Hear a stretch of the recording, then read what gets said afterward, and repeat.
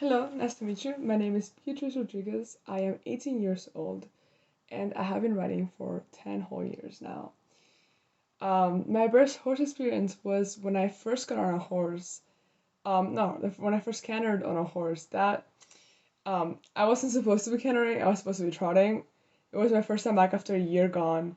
And we're doing a barrel pattern, a whole barrel pattern, and I was supposed to trot it. But as soon as I kicked my horse, I kicked it way too hard and it started cantering. I didn't realize it. I thought we were still trotting because I was pretty new at it at the time. And my body was like, we can't pose, so we're just gonna sit deep in the saddle. Long story short, I apparently cantered like very well. And the barn hand that was watching was like, was that your first time cantering? I was like, yeah. And they were like, okay, we're gonna move you up a level. And I thought that was the most movie style moment, and I just felt so free to canter. Like cantoring by far now is my favorite thing to do on a horse. It's going really fast. Um, my worst horse experience actually was when I first got on an English shadow.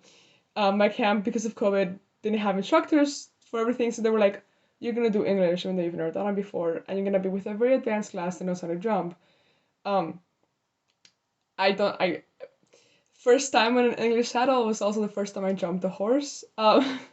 I didn't fall off. Somehow we started off with like a small crossrail.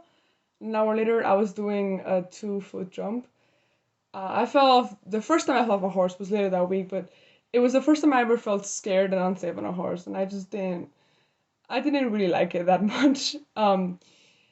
Making videos for the show was very, very interesting and very fun. I actually learned something pretty interesting.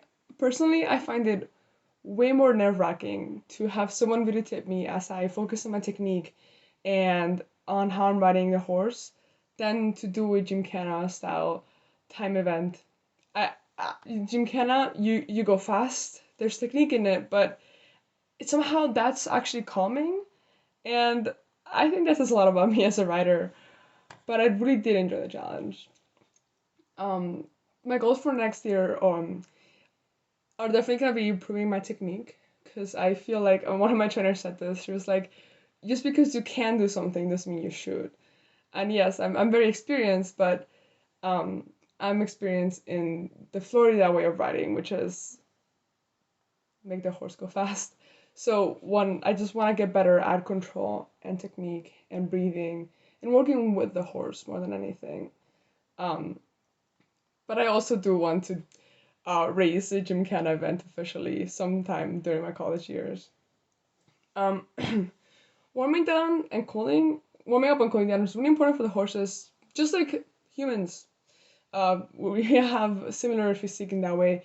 You need to warm up the muscles. If not, you gotta start off, and you can pull something. You can really hurt the horse if you don't do it right. Especially, I learned riding in Florida, and it's really really warm there, especially in the summers. Like we ride in 90-degree heat, 95, maybe sometimes maybe 100. So you have to be very very careful with the horses. Make sure that you're not overheating them by cooling down, by again working with the horse. That's something that's very important. Um, let's see. A checklist for riding through the woods. First, I would be very careful on the horse's health. I would make sure the hoofs have nothing in them. Make sure the girth is very tight. My battle song, like check on my tag, because that's very important. Then I would make sure that I have someone else with me. I feel like trail running, especially through the woods alone, is intense. And I have a guide or a map around me. Sunscreen on. We don't want any skin cancer. That would be bad. Um, Sunglasses for the sun. A phone for emergencies because it's very important. You know, getting lost is not fun for you or the horse.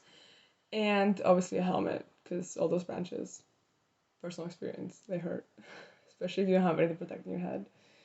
Oh, speaking of which, helmets. Why aren't yes or no? Obviously, yes. During practice, doing everything that's not a show, helmets are very important. I got my first concussion a couple months ago, and it was not. It was terrible. It was honestly terrifying. Brain trauma is not a joke, and be very careful.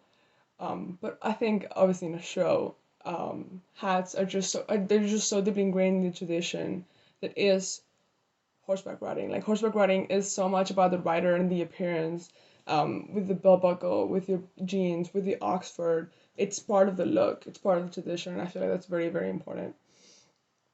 One of my bucket list that involves horses is actually riding somewhere that's not the U.S. or Spain, because I've ridden both places. I want to ride somewhere else. Maybe somewhere else in Europe, maybe somewhere in a different continent entirely. That would be very fun. Um, I also want to do polo. I don't know if I can, but I really, really want to. It seems like the kind of thing I would really enjoy. And my perfect horse. I would prefer a smaller horse that's very fast. Good for barrel racing. I was raised in barrel racing. That is my passion. Um, Definitely a thoroughbred or a horse that really wants to go fast all the time. I like it when you have to slow them down, because that way when you finally get to let them go, it is it's almost like magical. The horse just goes and you go with it, and you're almost like one at the same time. Um, and I think also this might be just a whimsical request, but a horse that's loving. There's nothing gives more serotonin when I'm talking about horse and they know so you, or they like Winnie, or they stick the head to you when you see you walking by. That just really makes you feel like you're doing good work with the horse, and I think that bond is very, very important. Thank you for listening to me. I hope you have a good day.